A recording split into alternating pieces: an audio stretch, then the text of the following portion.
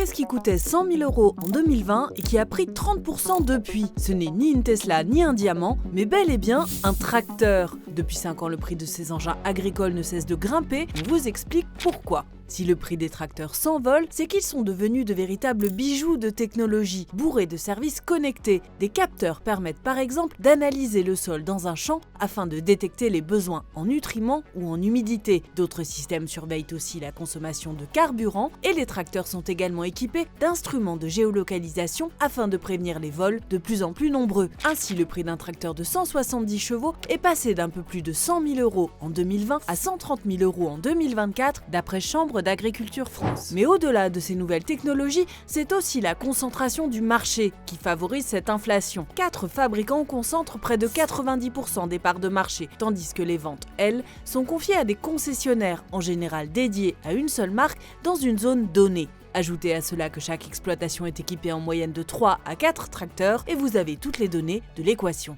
La France est le premier marché européen du secteur de l'agroéquipement dont les tracteurs sont le pilier avec 40% du chiffre d'affaires. Mais les ventes de tracteurs sont à la peine, notamment dans les bassins céréaliers où les ventes de tracteurs neufs ont reculé de près de 15% de janvier à fin septembre. Les incertitudes sur le Mercosur, l'évolution de la PAC, des coûts et des problèmes sanitaires pèsent sur le marché.